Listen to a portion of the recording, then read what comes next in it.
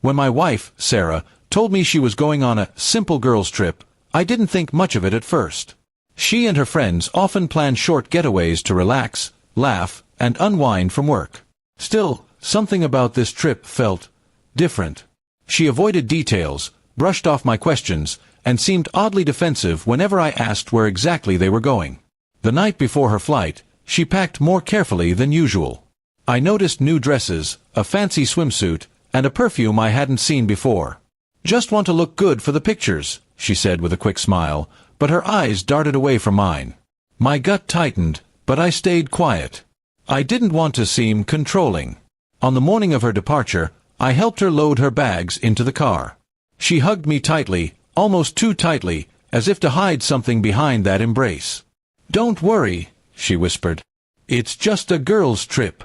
I nodded, forcing a smile, but the words echoed in my mind long after she left.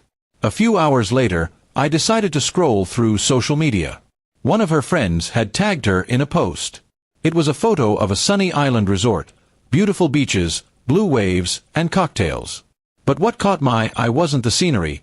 It was a man standing beside Sarah in the background. A man I recognized. Kevin. Her co-worker. I stared at the photo, my heart pounding. Kevin, the same guy she once swore was just a friend. The same one who texted her late at night about work. My hands trembled as I read the comments under the post. Nothing too obvious, but the way they stood close, smiling, told a different story. That evening, she called me, her voice bright and cheerful. "Hey babe, we just got here.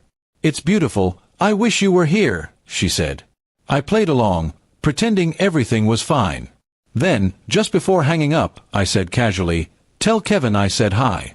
Hope you both enjoy the island." There was silence. Not a word for several seconds. Then, her tone changed completely. What are you talking about?" she stammered. I didn't answer.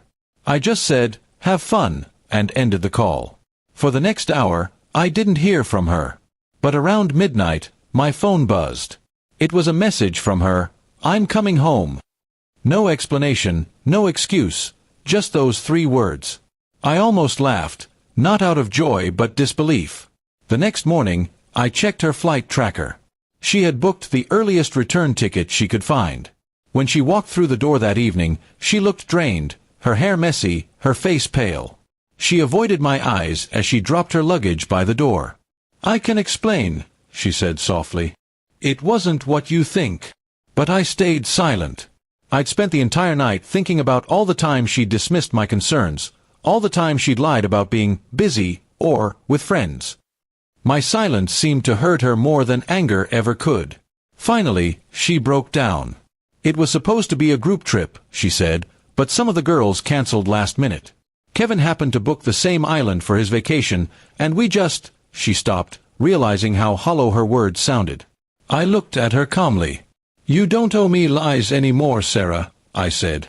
"If you wanted to be with him, you could have just told me."